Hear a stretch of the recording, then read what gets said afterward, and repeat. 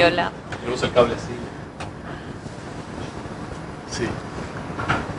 Ahí está. Para que no la puedo tocar. Sin tocar mucho. Vamos a intentarla entonces. ¿Sí? ¿Lo trato? Ok. Pues muchas gracias por la invitación. Para mí es un honor poder hablar aquí en SLARP.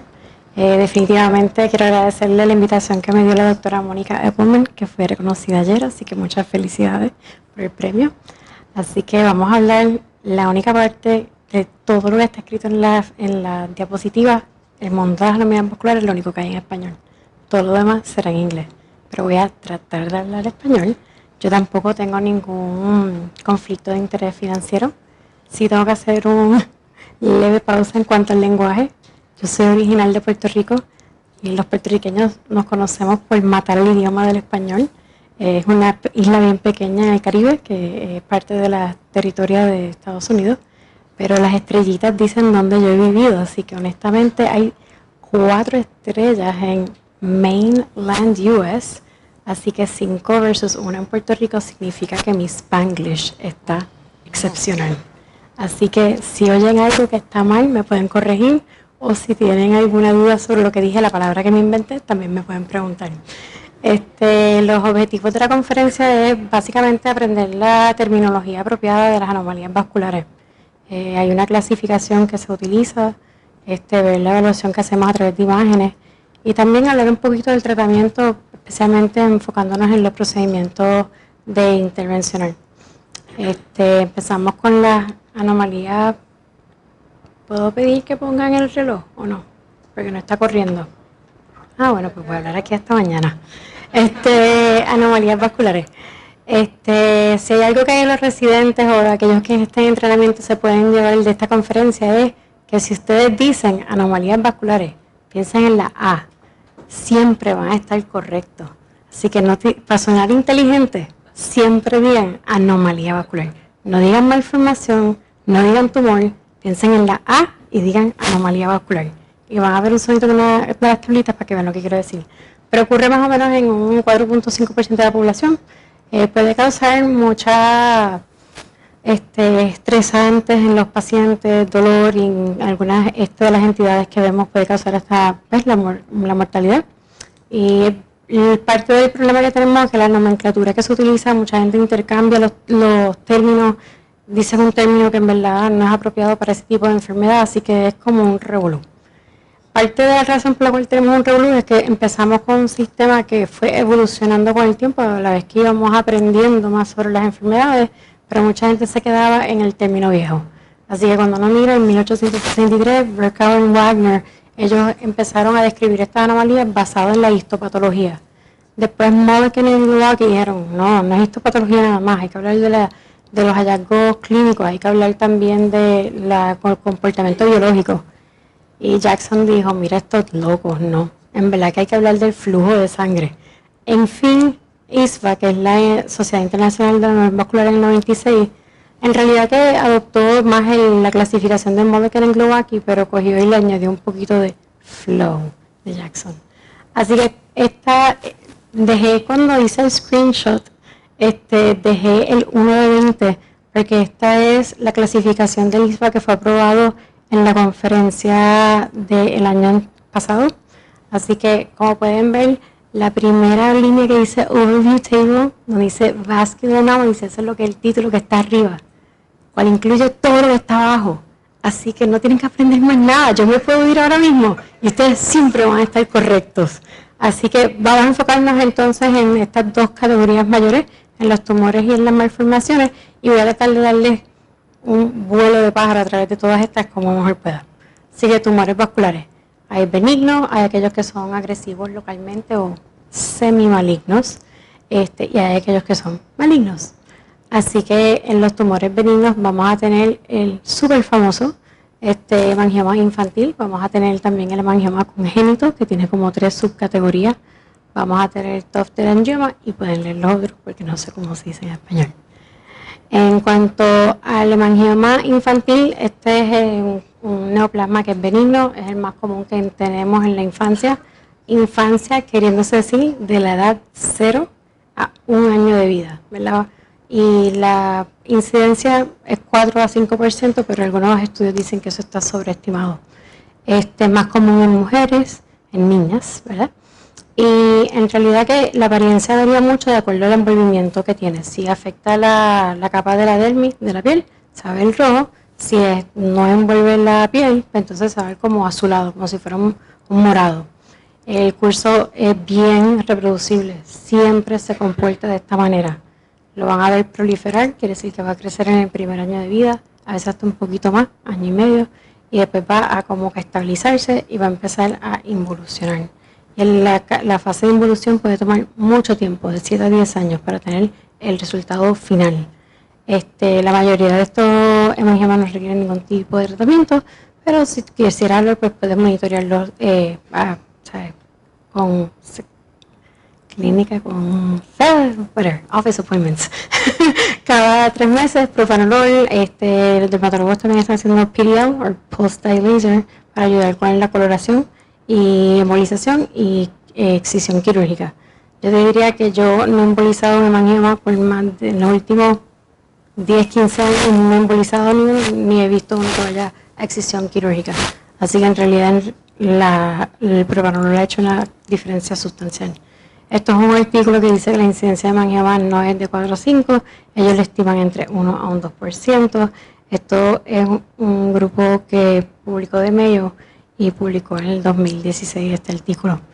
Hemangiomas again va a ser el 60% está en el área del cuello y cabeza.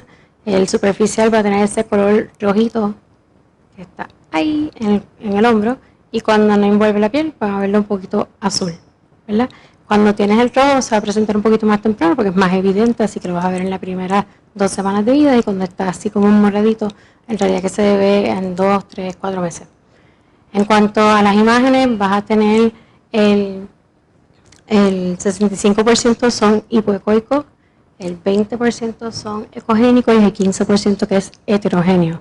Pero en verdad vas a tener una masa que está bien definida y es bien hipervascular, y típicamente la velocidad de la parte arterial va a ser como 28 centímetros por segundo más o menos. Es más o menos el average. En cuanto a cuando vas a resonancia magnética, son de alta intensidad en T2, vas a ver lo que se llama los flow voids de las arterias, y cuando tienes administras contraste vas a tener que realzar. En cuanto al tratamiento, siempre lo importante, esto es como real estate, cuando vas a comprar una casa. No, localización, localización, localización, restaurante, shopping, todo eso, ¿verdad? Para el hemangioma es importante dependiendo de su localización. El tratamiento que se recomienda es propanolol entre 2 a 3 miligramos por kilogramo por día. La dosificación hay variación, hay alguna gente que lo hacen cada 8 horas o cada 12 horas. Hemangiol es un medicamento que es FDA approved exclusivo para el tratamiento de hemangiomas, pero tiende a ser más caro. Si vas a empezar a un paciente de menos de 8 semanas, recomiendas que 8 semanas de vida deberías de hacerlo dentro de un hospital, y debes de empezar con una dosis pequeña y work your way up. Efectos secundarios son la hipoglicemia, bradicardia, hipotensión, broncoconstricción, y puedes tener cambios en comportamiento. En este caso, este paciente tenía un hemangioma en la punta de la nariz, pero estaba empezando a obstruir la vía nasal, así que tuvimos que empezar el propanolol. Este pacientito se nos presentó después de haber ido a una sala de emergencia donde le cogieron yo no sé ni cuántos puntos, y coger esos puntos porque había sangrado fue bien difícil de quitarle esos puntos sin sedación. Fueron muchas personas aguantando al chico. Pero esto es lo que ya vemos después de haber iniciado propanolol. Pueden ver que siempre hay un poco de una huella, digo yo, siempre deja algún tipo de discoloración, pero honestamente cero cirugía, tiene un efecto, ¿verdad?, cosmético que no está tan mal, y estamos hablando que esto todavía quedan años por mejorar. O sea que esto al cabo de 7 a 10 años va a tener una apariencia mucho mejor. Esto todavía ocurre. Esto es un paciente que vino de Venezuela que dijo, ahora tiene un cráter y está sangrando. Y en realidad lo que hicimos fue ponerle un montón de vaselina, un montón de triple antibiótico, y le dimos propanolol y mejoró en cuanto a una semana. Hemangiomas congénitos son diferentes a los infantiles, no son GLUT1 positivo, que es uno de los exámenes que se hace en el laboratorio. Están presentes en el momento en que nacen y están full grown. ya no van a crecer más, a menos que tenga un bebé prematuro que tienes que compensar por la edad. Pero casi siempre tienen ese color como grisáceo y van a tener lo que se le llama el halo o a la periferia, van a ser un poco más blancuzcos. Y hay 3 tipos, y es el rapidly involuting, el non-involuting y el partially. En verdad se pronuncian como Riche, Niche and Piche y se le da ese French kind of pronunciation porque un francés lo dijo y sonaba cool. Así que Mulliken dijo, niche suena medio porquería, el francés dijo, niche me encanta. Así que Mulliken dijo, se va a pronunciar Riche. Las complicaciones de hemangioma es bien poco común, pero no puede haber sangrado, ulceración, infecciones y obstrucción de algunas vías aéreas o también de visión o de audición.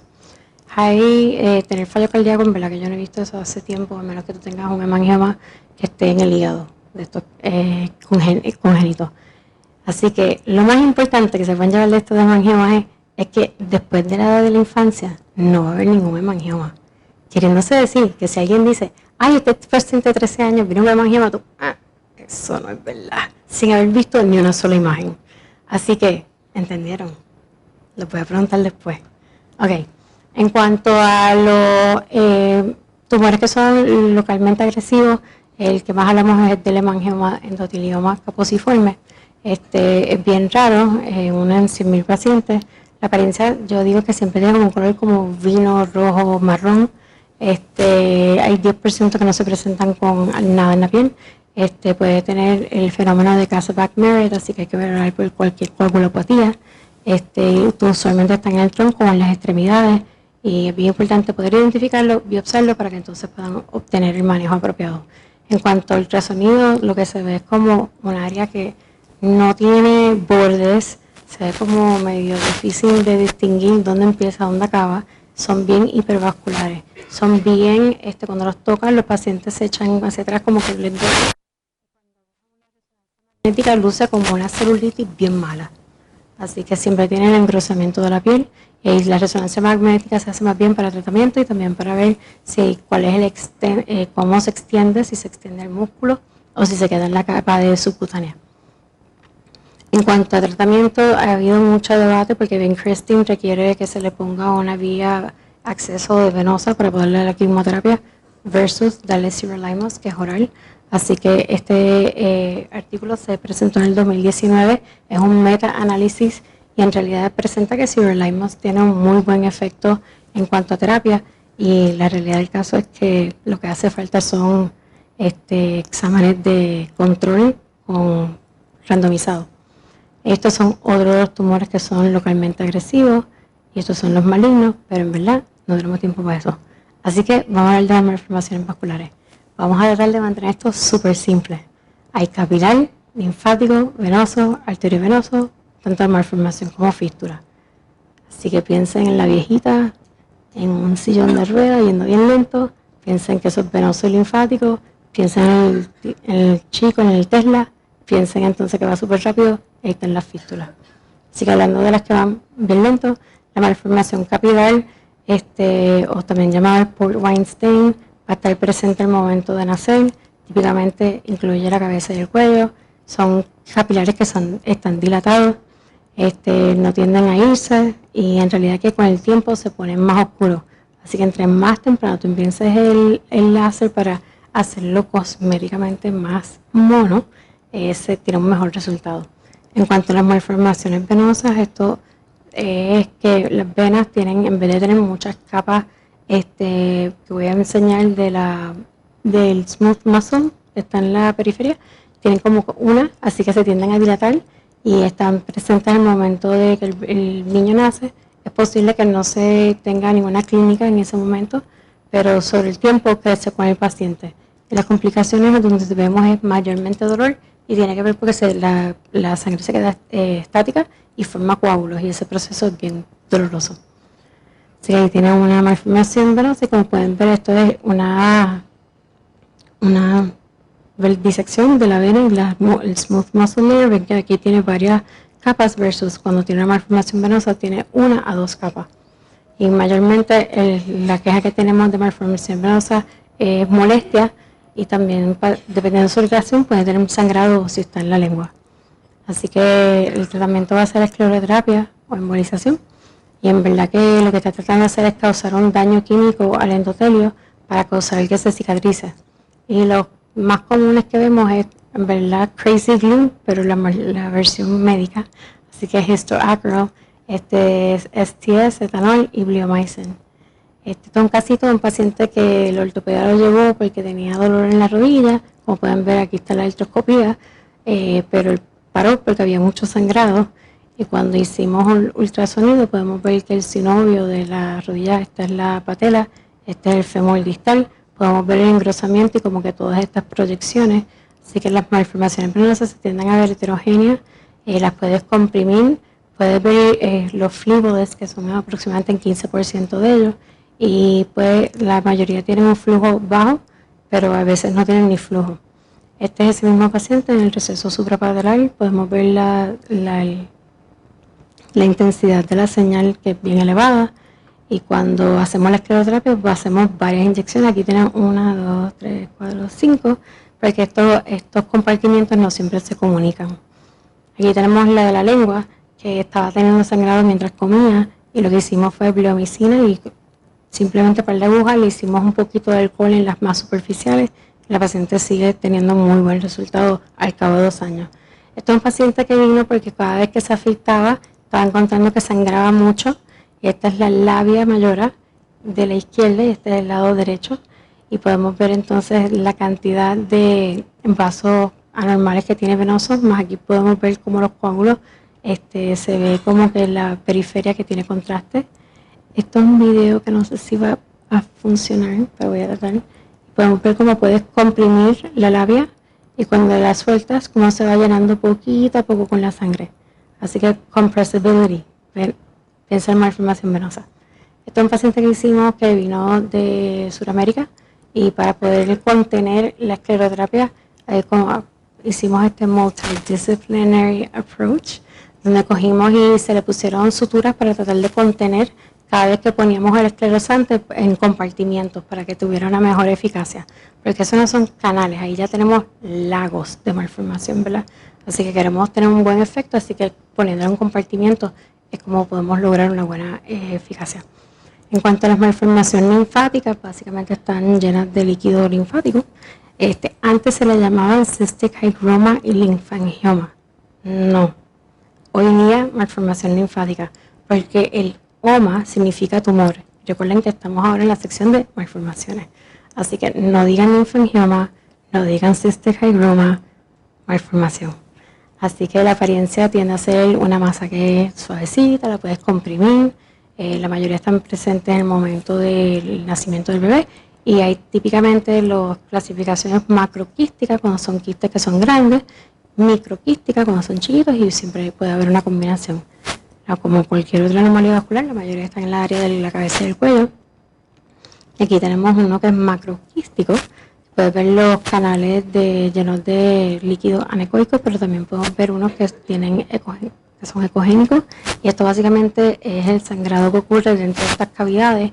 Puede haber, esto es bien importante, puede haber flujo, porque en estas divisiones, estos compartimientos, hay arterias y venas que cruzan en esas septaciones. Así que por favor, para que vean esto, no digan, no puede ser una malformación linfática. La microquística la tenemos un poquito más adelante y puede haber una combinación. Cuando tenemos como todo, es sobre localización. Si la malformación está en la área del cuello, puede causar compresión a la vía aérea. También podemos tener envolvimiento de la lengua, y esto sangra mucho. Y estos pacientes tienen consistentemente mucha salivación, así que hay que estarlos tratando, ya sea con ablación, tal como de microondas o de crioablación, y también se puede hacer combinado con nuestros cirujanos de cabeza y cuello. Esto es una malformación linfática que ya le habían hecho una resección, y estos son las vesículas que se han ido amontando capa tras capa tras capa, y lo que hicimos en este paciente es que hicimos bleomicina en esto que es microquístico, y en realidad microquístico es que se ve heterogéneo y parece como que es como si estuvieras alucinando, que hay unos boquetitos chiquitos. Pues esos boquetitos chiquitos, lo que te estás tratando, que se ven hasta más chiquitos que tu aguja, eso es lo que tú estás tratando de entrar. Y una vez lo entras, vas a ver cómo se empiezan a comunicar como los branches de un árbol. Entonces, lo que hicimos después fue para las vesículas, hicimos entonces el CO2 laser, y lo que estás haciendo básicamente es creando una herida para que el cuerpo, a través de sanación por segundos medios, cree una capa de piel que esté intacta y no afectada. Aquí tenemos el resultado después de haberle hecho 2 tratamientos con el láser y la bleomicina. Y hasta ahora tiene muy buen resultado y ella encantada porque se puede poner los tenis cerraditos para la graduación. En cuanto, todavía es un work in progress, esto me llegó un poquito más reciente, pero esto pasa, ¿sabes? Estos son años y años de muchas vesículas que se han dejado allí sin tratamiento. Lo que hicimos fue lo mismo que a esta niña, le hicimos bleomicina. Esta vez lo hice dividido porque tenía un poco de miedo a que no fuera a cicatrizar bien la piel y fuera a quedar ella con una contracción. Así que como quedaba en el área de la rodilla, le hice la mitad. Así que ya la vi para la primera mitad, me faltó ahora hacerle la mitad de abajo. Pero ya al menos le quité parte de las capas porque eso era todo tejido que estaba no muy chévere. Esto es un paciente que tiene una malformación linfática muy grande. Nació a través de un exit procedure, eso es cuando hacemos la cesárea, el bebé se saca, pero no se le corta el cordón umbilical para que se quede oxigenando a través de la placenta, en lo que se le pone una vía aérea, porque esto causa mucha compresión en la vía aérea y en los vasos sanguíneos. Se le obtiene un suerito, se le hace una intervención de líneas arteriales, venosas y todo, mientras que todavía está conectado a la mamá. Una vez se hayan hecho los procedimientos necesarios, entonces se le corta el cordón umbilical. Y este paciente, no tengo la foto porque todavía le falta un procedimiento más, pero se ve mucho mejor. No parece que tiene 2 cabezas. Está mejor. Para las vesículas, como le dije, hacemos el láser. Aquí es el resultado del láser, un paciente que tiene KTS, o también lo puedes hacer con alcohol dependiendo de la localización. En cuanto a las malformaciones que son las que corren con la sangre rápida, las malformaciones arteriovenosas pueden, básicamente es cuando la arteria conecta directo a la vena y brinca la fase capilar. Tienden a tener como un color medio rojizo, a veces pueden tener hasta una malformación capilar por encima. Puede tener un frémito, creo que es lo que me dijeron que se dice, o un bruit, no sé cómo dice esa. Pero las complicaciones son que puede tener sangrado y puede causar fallo cardíaco y también puede ulcerarse. La mayoría de ellas, no la mayoría, pero el 40% sí están presentes en el momento de que nace el paciente, pero esto toma tiempo en ser clínicamente evidente. Siempre se siente más caliente que el otro lado. Schrödinger hizo una clasificación que en realidad la hizo para el sistema neurovascular, pero nosotros la extrapolamos porque nadie creó uno para el cuerpo, así que vamos a usar la de él y la usamos para todo el cuerpo. Y la realidad del caso es que las malformaciones inicialmente están calladitas, no hacen un problema, pero cuando empiezan a tener ese frémito, cuando empiezan a causar el dolor, típicamente el dolor ya empieza en la edad de la adolescencia. Uno quiere atacar estas antes. No hay nada que sea curativo para ninguna de todas las malformaciones, pero pueden mantener una buena calidad de vida si intervenimos temprano. Cuando uno ve el approach para el tratamiento, lo que se promovía al principio era que uno fuera transarterial. Lo que se encontró es que al cerrar estos vasos el cuerpo quedaba esta isquemia y causaba neovascularización, así que le mandaba el mensaje al cuerpo de crea más venas, crea más fístulas. La realidad del caso es que eso no fue tan eficiente. Se puede usar la vía transarterial para manejar un poco el flujo de la sangre, pero la mayoría del tratamiento que se hace hoy día es a través de la parte venosa. Así que esto se ve como que hay un par de canales transvenosos, varios diagramas de los tipos de diferentes malformaciones. Este sería bello, porque solamente tendrías que ir a un solo canal, pero la mayoría no son así. Así que esto es una publicación que se hizo para mostrar la eficacia de ir a través del sistema venoso para causar la embolización y enseñando cuán eficaz es, y esto se presentó en el 2015. Así que este pacientito yo que tengo aquí es un adolescente que le hicieron una biopsia para chequear para osteomielitis porque tenía esta área engrosada en las placas por un tiempito. Y no estaba sanando bien, así que me lo mandaron. Y yo no hago wound care, así que no sé cómo me hace. Pero cuando lo vi y vi esta vena enorme, y cuando lo toqué y sentí el frémito, dije, ok. Esto era lo que el ultrasonido mostraba, eran unas bolsas de venas dilatadas por la cantidad de malformación que tenía.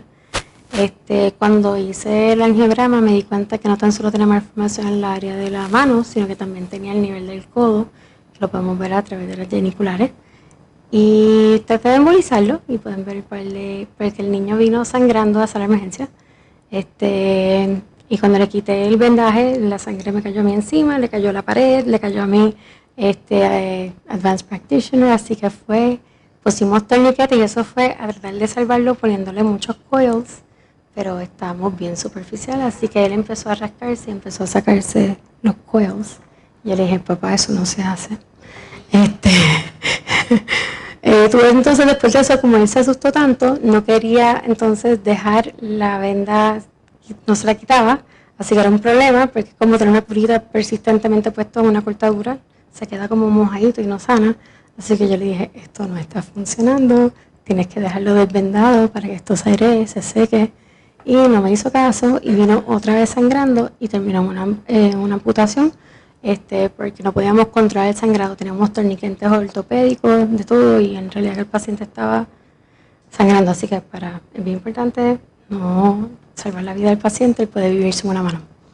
Así que este paciente tiene lo que se llama Parkes-Weber, él es de color un poco la piel, pero sí tenía una malformación capilar y tiene varias áreas de no tan solo macro shunting, pero de micro shunting también. Así que él va a venir otra vez porque el codo va a ser un problema en el futuro. Pero esa fue la parte sencilla. ¿Cómo lo puedo complicar? Podemos combinarlo. Ahora podemos coger una malformación capilar y añadirle una venosa. Esa no nos gustó, podemos añadirle la linfática. Esa tampoco le gustó, podemos hacer la arteriovenosa. La combinación podemos hacer lo que queramos. Así que esto es lo que se ve cuando no tiene combinado. Puedes tener Klippel-Trenaunay, puedes tener Cloves, puedes tener una malformación capilar con tejido que agranda. Así que estas son algunas de las combinaciones que tienen nombres específicos.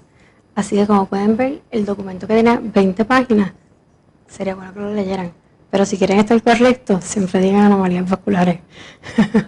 En cuanto a las imágenes que obtenemos para las anomalías vasculares, le diría que gracias a mí, en realidad las placas no son tan importantes porque nos dan muy poco beneficio. Y yo me creé en la era de MRI y CT, así que perfecto, porque yo sí veo las placas y creo que estoy leyendo chino. Pero puedes ver si hay envolvimiento de la coyuntura, puedes ver si hay unos fluidos, pero en realidad te diría que la modalidad que usamos más es ultrasonido y MRI. La resonancia magnética para nosotros y el ultrasonido es sumamente importante. Te diría el CT ni lo considero. En cuanto a si fueras a hacer algún tipo de diagrama para tratar de descifrar, en verdad que la parte clínica, te diría que la mayoría de las veces ya tú sabes con qué tipo de entidad tú estás trabajando. El ultrasonido simplemente te ayuda a confirmar si tienes una que es de alto flujo, bajo flujo, y en realidad que después de eso, si tú lo puedes ver todo en ultrasonido, no tienes que mandar la resonancia magnética, puedes llevarlo a tratamiento, pero si no puedes ver la profundidad muy bien, si no puedes ver los bordes, saber cuál es dónde empieza y dónde acaba, porque es muy grande, pues la resonancia magnética te va a dar esa resolución espacial para saber dónde está tu área de tratamiento que tienes que hacer. Entonces, pues si ya vas por algo que tiene flujo rápido, yo te diría que yo no creo que haya mandado un hemangioma ni para ultrasonido ni para un MRI en buen tiempo. Los únicos hemangiomas que yo creo que he mandado para ultrasonido es aquellos que tienen más de 5 hemangiomas cutáneos cuando están infantiles, porque hay una incidencia alta de tener este envolvimiento de órganos sólidos y mayormente el que más encontramos es el hígado. Así que en un paciente que tiene lo que se llama hemangiomas infantiles multifocales, más de 5 es el número, entonces a ese se le puede mandar a hacer un ultrasonido y deberías de también verificar que tenga los laboratorios de la función tiroidea, porque algunos de ellos pueden tener hipotiroidismo congénito. En cuanto al ultrasonido, si tiene algo de bajo flujo, pues le hace la resonancia magnética.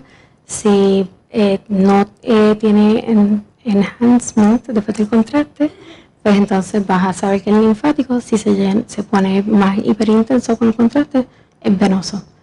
Así que En fin, las anomalías vasculares, ya hablamos de la nomenclatura, de las más comunes. Este es el website de ISVA si quieren aprender muchísimo más.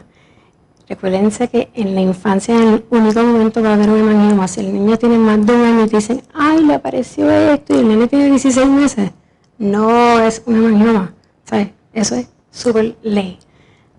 A is for effort, eso es en inglés, pero quería decir, again, si quieren estar correctos, digan anomalías vasculares todo el tiempo, siempre van a estar correctos. Diría que las imágenes son importantes, pero en realidad que el cuadro clínico con las imágenes es lo más importante. En realidad que yo te diría que la mayoría de las veces con un examen clínico, yo te diría que más del 80% o 90% tienen un diagnóstico. Las imágenes simplemente nos ayudan a guiar nuestra terapia o saber qué tipo de tratamiento vamos a hacer. Tratar de hacer estas con un equipo multidisciplinario es sumamente importante, porque aquel paciente que le amputamos parte de los dígitos, nosotros nos reunimos una vez al mes y tenemos cirujanos plásticos, ortopedas, patólogos que se reúnen y hacemos, por ejemplo, la rodilla. Yo le decía al cirujano plástico, le voy a hacer un skin graft, no le hago, ¿tú crees que va a sanar? No es muy grande la lesión. Y él no, si eso está en la superficie anterior, si fuera en la posterior, ahí entonces uno puede tener más contractura del tejido, pero en la parte anterior no hay problema. Y yo, bueno, pues para adelante. Así que definitivamente escoger un poquito de cada especialidad y sus áreas de nichos de interés, pues es bien importante para darle la mejor terapia a nuestros pacientes. Y eso es todo.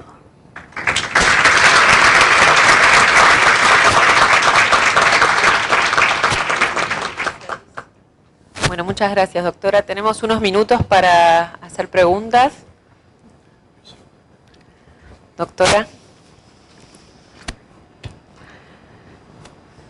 Les pido que por favor se presenten, ¿sí? Sí, yo soy la doctora Arburu. ¿Esto funciona? Soy la doctora Arburu de la ciudad de Rosario. Muy lindo todo. Doctora Weber, una consultita. En los hemangiomas infantiles, yo veía el trazado en el Power Doppler. Suele verse en el periodo proliferativo fístulas arteriovenosas. Sí. Y la consulta es a raíz de una pacientita que yo estoy controlando, tiene ahora 2 años clínicamente y por las características ecográficas de hemangioma infantil, y no la había visto fístula, pero en el último control sigue, nunca dejó de estar en fase proliferativa. Ahora tiene 2 añitos y ahora le vi una fístula. ¿Eso es factible? ¿Que antes no la hubiera visto y ahora sí?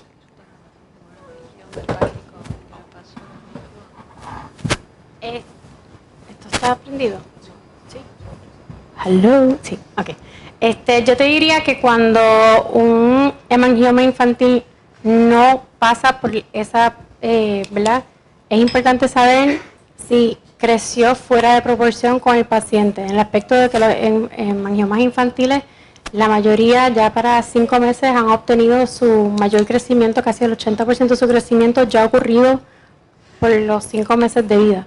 O sea que esta lesión tiene que haber crecido bien fuera en proporción con el cuerpo, y si no lo hizo, pues entonces yo te diría que no estás bregando con un hemangioma, porque es que el comportamiento clásico es lo que te permite a ti, tú puedes seguirlo clínicamente. A la vez que se desvía y coge por una ruta que no es la clásica, entonces en ese momento tú tienes que confirmar que todavía estás bregando con un hemangioma, cual no nos suena porque típicamente ya para después del año se estabilizan y las fístulas no son tan numerables y en realidad te diría que empiezan a bajar en vascularidad muy significativamente. Así que yo en ese caso, yo cogería un cantito de tejido para asegurarte que tú todavía puedes monitorear a este paciente de esa manera, sí. Porque si no hay que hacer otro procedimiento. A mí me vino fantástico escuchar esto porque realmente la preocupación que teníamos con el dermatólogo, que venimos siguiéndola porque no es la primera vez que me sucede esto, que de haber interpretado como un hemangioma infantil, no ha crecido, pero siempre estuvo desde que la vi con fase proliferativa y ahora veo una fístula, así que le agradezco muchísimo porque me voy a llevar esta información. Sí, no, a la orden. Sí, posible. Ahí el doctor. Y acá la... Y acá también.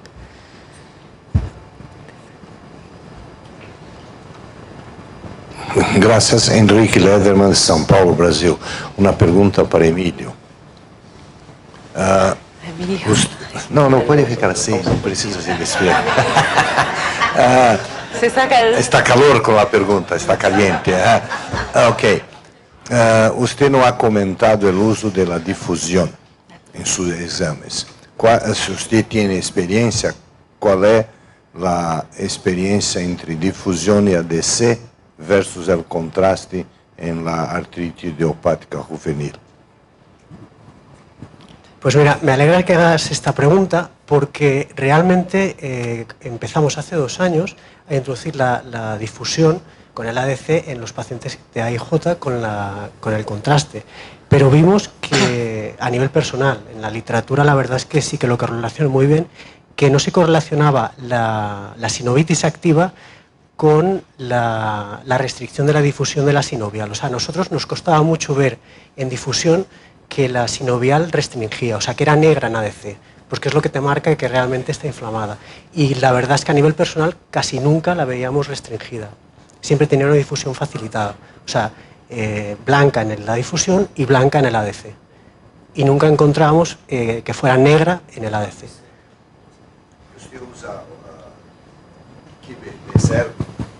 Usted usa B0, B500, B800, B1000. ¿Qué número de? Pues en músculo esquelético, sobre todo, utilizamos 3 valores de B, 0, 500 y 800. Nunca pasamos de 800. En abdomen, por ejemplo, sí que subimos más y llegamos hasta 1000, pero músculo esquelético, para las extremidades, nunca pasamos de 800.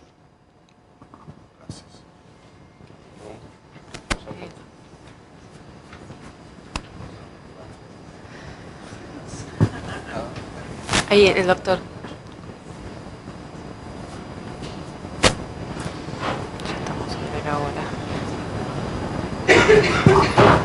Hola, buenas tardes. Tengo una pregunta para el doctor Hinarejos Clemente también. Mi nombre es Samuel Sánchez, vengo de Chile, de una pequeña ciudad que se llama Rancagua. Quiero felicitarlo por su exposición en un tema tan árido y en especial quiero felicitarlo por ser hincha del fútbol, lo que le da a los radiólogos infantiles una mayor dimensión, efectivamente. Pero, dicho esto, quiero manifestarle mi más profundo desacuerdo con algo que usted dijo en su clase, respecto de algo que pasó un poco colado, que tiene que ver con el uso de la ecografía, ¿ya? Usted dijo en la ecografía que efectivamente le parecía que era un método que no es operador dependiente, ¿ya? Que en manos especializadas, en técnicos que usted tiene supervisados en su institución, tenía prácticamente el mismo formato que un escáner o que una resonancia. La verdad es que nosotros en Latinoamérica y en Chile en especial somos campeones para copiar las cosas del primer mundo, pero copiarlas de mala forma. Y la verdad es que estamos ahora en un proceso de lucha que yo creo que compromete a muchos países en Latinoamérica respecto de quién debe hacer la ecografía. Y efectivamente en el área infantil es una de las áreas más sensibles en que esto sucede y voy a hablar de la realidad de Chile. En Chile los que nos dedicamos a la radiología infantil somos especialmente majaderos en no permitir bajo ninguna circunstancia que otras carreras, especialidades o técnicos se dediquen al ultrasonido justamente por el hecho de ser un método de imagen que debe ser mucho más resolutivo que lo que sucede en adultos, efectivamente. Entonces me gustaría saber si esa realidad que usted menciona es una realidad que usted vive localmente en su hospital en particular, que se vive en Barcelona, que se vive en general en España, y cómo la ve usted, porque en realidad, como le digo, en Chile tenemos muchos problemas derivados efectivamente de la gente que sin tener un grado de experticia significativo se dedica especialmente a hacer diagnóstico de imágenes en niños. No, en esto sí que tienes razón, y realmente la realidad que les he explicado es la realidad de Barcelona. O sea, nosotros en Barcelona, los dos grandes hospitales pediátricos es Vall-d'Hebron y San Juan de Dios, y nosotros tenemos técnicos, pero tenemos técnicos a los cuales los supervisamos. Pero la realidad de España es que es el radiólogo el que realiza la ecografía. Yo incluso realizo ecografías, yo tengo mi lista, yo hago mis ecografías, pero aparte está el técnico que hace las ecografías. Pero la realidad que pasa actualmente es que estamos viendo que muchas especialidades médicas están cogiendo la ecografía y están haciendo ellos la ecografía, ¿no? Sin tener ni idea. Digestólogos, los neonatólogos, todos. Entonces, la idea de mi hospital es formar a técnicos y el radiólogo supervisarlos, o sea, nosotros dirigir la exploración, o sea, no depender, no perder la ecografía, porque realmente, y en esto hay que ser bastante claro, o sea, no somos tantos radiólogos como para abarcar tanta patología ni tantas exploraciones. O sea, yo creo que es bastante difícil pensar que podemos abarcar todo, o sea, porque el sistema no nos lo permite. Quizá en Estados Unidos pues tienen muchísimos radiólogos, muchísimos técnicos y pueden abarcarlo todo. Pero en España, la realidad de España es que nos faltan radiólogos y no cubrimos. Entonces, como no cubrimos, las especialidades médicas son las que se meten a realizar el trabajo de los radiólogos. Y la idea de mi hospital y de Vall-d'Hebron es que si tú formas a técnicos y los supervisas, obviamente pues pueden realizar un trabajo siempre supervisado por el radiólogo y evitas perder las ecografías. La realidad en Estados Unidos es un poco peor, te diría, en este momento. No solo eso, sino que, por ejemplo, muchos de los hospitales están abriendo clínicas, todos en lugares pequeños, y están abriendo clínicas con ultrasonido, y tenemos que interpretarlos a distancia, lo que es muy complicado. Es peor, pero por otro lado es gente que vive lejos, que no tiene otro acceso, y si uno se pone a pensar, a lo mejor uno está haciendo un bien. O sea que hay que saber encontrar el balance. Y nosotros hacemos también hacia distancia, hacemos, no sé cómo se dice, conferencias online, le enseñamos a los técnicos, ellos viajan a nuestro hospital, nosotros viajamos a estas clínicas. Es engorroso, pero es una forma de tratar de hacer funcionar el sistema y seguir los radiólogos teniendo el ala mayor, ¿no? Porque si nosotros dejamos de hacer estas cosas, no me cabe la menor duda que hay mucha gente alrededor de la mesa que la va a querer hacer. Yo pienso con mi experiencia de vida que la mejor composición para el futuro sería el radiólogo iniciar el examen de la crianza, conversar, tirar la historia, iniciar el examen dinámico, hacer un chiquito vídeo, hace el diagnóstico, eso va a demorar con el expertise de 3 a 5 minutos. Después se dé a un técnico para que haga todas las imágenes para la posteridad. Esto es mi opinión, no lo inverso. O técnico no hace y después nos iremos ver las imágenes del técnico. Yo pienso que nosotros precisamos hacer el examen. Y con experiencia usted consigue hacer un buen examen en 5 a 7 minutos. Pero para tirar todas las fotos, escribir derecho o izquierdo, venos, arterio, usted necesita un apoyo, un tecnólogo. Como es en la resonancia, usted decide qué irás a hacer, él aperta el botón, después que usted decide qué hacer. El protocolo, el procedimiento del médico, del radiólogo. Los tecnólogos son nuestros brazos para hacer lo que precisamos, mi opinión. Yo estoy de acuerdo, pero por ejemplo, ¿cómo haría cuando es a distancia? Por ejemplo, yo diría, pero si es un lugar pequeñito. Cuando hace muchos años yo estaba desenvolviendo en São Paulo pequeños centros de radiología de un grande servicio. Yo colocaba un radiólogo, 3 salas de ultrasonido, una sala de rayo-x y una sala de mamografía, con tecnólogos de altísimo nivel. Radiólogo ia, y voltava, ¿ok? Pero el radiólogo estaba presente. Peter. Just a little comment. I'm coming from Europe and I'm working in North America, but I'm not working in the USA. So coming from Europe, I was very reluctant at the beginning to have technologists to scan instead of me. I'm very control freak. But these technologists in ultrasound that we have in, in Canada, they are trained for 4 years just doing ultrasound, meaning doing anatomy and doing ultrasound of the brain for neonates. They have rotation, they have dedicated pediatric rotation, they have cardiac rotation, so they can also perform echocardiography, and they can also perform adult imaging, etc., etc.